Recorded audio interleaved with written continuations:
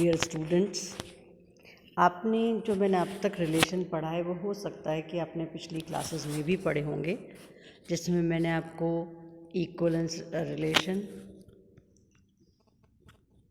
Transitive relation and symmetric relation कराया था। अब हम करने जा रहे हैं एंटी सिमेट्रिक रिलेशन, जो आपने अब तक नहीं पढ़ा होगा, प्रतिसम्मित संबंध। अब प्रतिसम्मित संबंध का मतलब है कि यदि हमारे पास कोई एक रिलेशन सेट ए पर डिफाइन है और वो प्रतिसम्मित संबंध कहलाता है या एंटी सिमेट्रिक रिलेशन कहलाता है कि यदि A B is element of R है और बी ए भी एलिमेंट ऑफ आर है, तो ये तभी पॉसिबल है जब ए इज इक्वल टू बी हो। इसका मतलब यहाँ पर यह है कि यदि ए बी आर में है और बी ए भी आर में है, तभी हमको इस कंडीशन को फॉलो करना है। यदि A B is element of R, B a R में नहीं है, तो हमें कोई प्रॉब्लम नहीं है।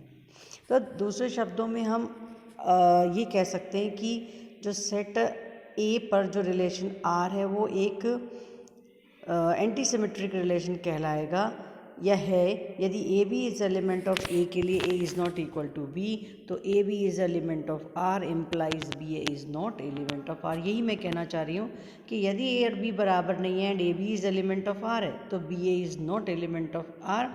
बी ए नहीं है तो हमें इस कंडीशन को फुलफ़िल करने की भी ज़रूरत नहीं है। जो हमने पहले सिमेट्रिक रिलेशन पढ़ा था उसका इससे कोई लिंक नहीं है, ये एंटी सिमेट्रिक अलग चीज़ है, तो आप ये बिल्कुल भी उससे कोरिलेट ना करें। अब एक थ्योरम है कि नॉन एम्प्टी सेट ए पर डिफाइंड रिलेशन आर एक प्रतिसम्मित संबंध होता है यदि और केवल यदि आर इंटरसेक्शन आर इनवर्स में ए सबसेट ऑफ आई ए। मैंने आपको आइडेंटिटी रिलेशन की डेफिनेशन बताई थी।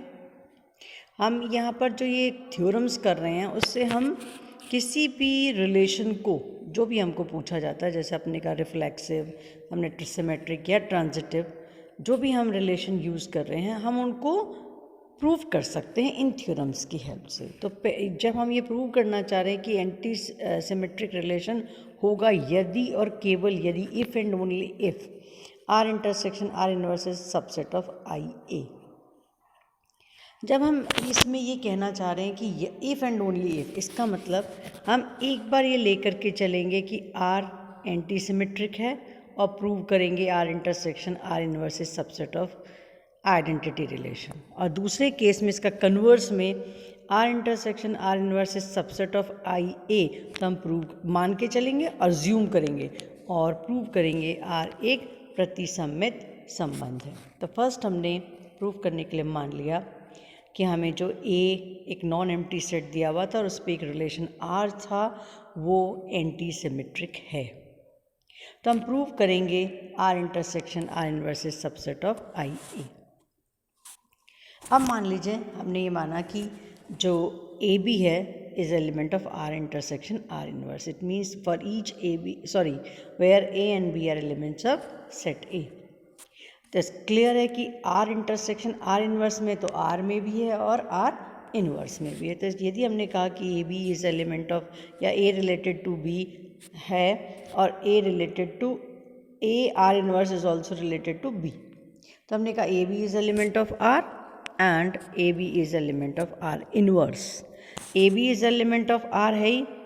जब हमने कहा A B is element of R inverse, it means B A is element of R.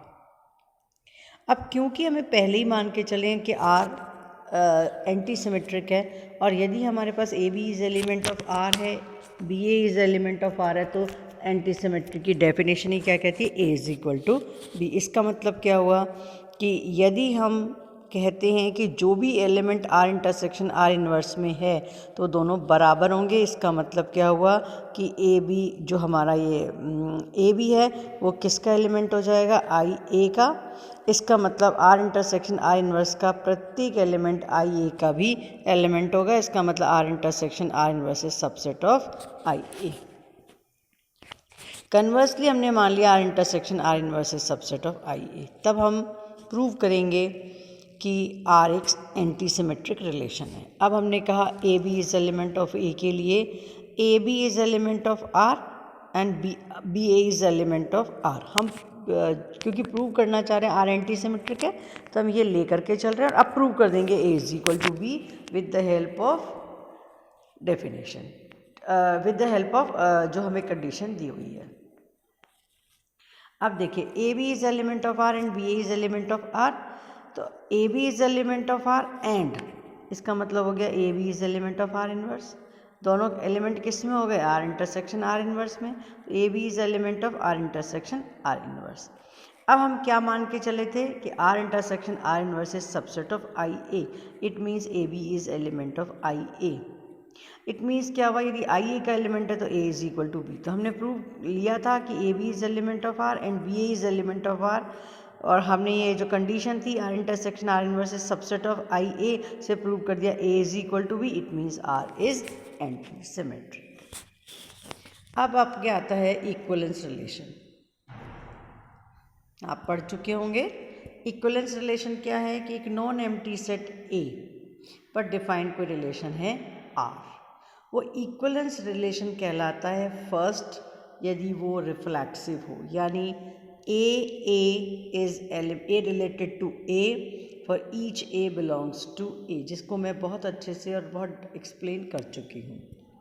R is symmetric, संक्रामक को, यानी A B is element of R then B A must be element of R where A and B belongs to A. और third है are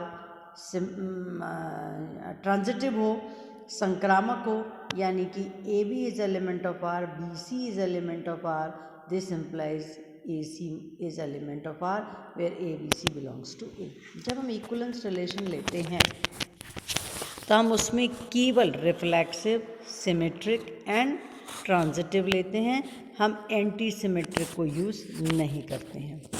अब है अरिक्त समुच्चय ए पर एक थ्योरम है, अरिक्त समुच्चय ए पर परिभाषित किसी भी दो तुल्यता संबंधों का इंटरसेक्शन यानी सर्वनिष्ठ भी एक तुल्यता संबंध होता है। हमें दो रिलेशन दिए हुए हैं आर और एस किसी सेट ए पर, दोनों कैसे हैं, इक्विवेलेंस रिलेशन, यानी क्या है कि यदि हमारे दोनों relation he reflexive, symmetric and transitive है, हम प्रूव करना चाहते हैं कि इनका इंटरसेक्शन भी जो रिलेशन है जो इनका इंटरसेक्शन है वो भी इक्विवेलेंस रिलेशन है। अब क्योंकि आर किस पर है, ए पर डिफाइन है, it means R is subset of A cross A, S is also subset of A cross A, तो clearly R intersection S is also subset of A cross A. अब चूंकि हमको दे रखा था दोनों इक्विवेलेंस रिलेशन है, तो फर्स्ट के अकॉर्डिंग हमें पता है कि रिफ्लेक्सिव है आर और रिफ्लेक्सिव है एस, यानी A belongs to R, S A belongs to S, for each A belongs to A, तो clearly A belongs to R intersection S and it means R intersection S is reflexive. R intersection S समुच्चय A पर स्वतुल्य है। अब मान लिया कि हमारे अब हमको ये भी दे रखा है और R और S दोनों सिमेट्रिक है, तो हमने सबसे पहले लिया A B is element of R intersection S where A B is element of A. हमें पता है कि यदि A B is element of R intersection S तो दोनों में होगा, तो A B is element of R, A B is element of S. क्योंकि आर और एस दोनों कैसे हैं, सिमेट्रिक, तो B A is element of R and B A is element of S, it means B A is element of R intersection S. इसका मतलब A B is element of R intersection S implies B A is element of R intersection S, it means R intersection S हमारा symmetric relation है। Again हमने मान लिया कि A B is element of R intersection S, B C is element of R intersection S for each A B C belongs to A. अब हम prove करने जा रहे हैं R intersection S is transitive. तो अब क्योंकि ए बी दोनों के इंटरसेक्शन में, तो A B is element of R, similarly B C is element of R, A B is element of S, B C is element of S. अब A B is element of R, B C is element of R, R is transitive, तो हमारे पास हो जाएगा A C is element of R. Exactly in same way A B is element of S, B C is element of S because S is transitive संक्रामक है, इसलिए A C is element of S. अब A C is element of R, A C is element of S, it means A C is element of R intersection S. R intersection S संक्रामक है।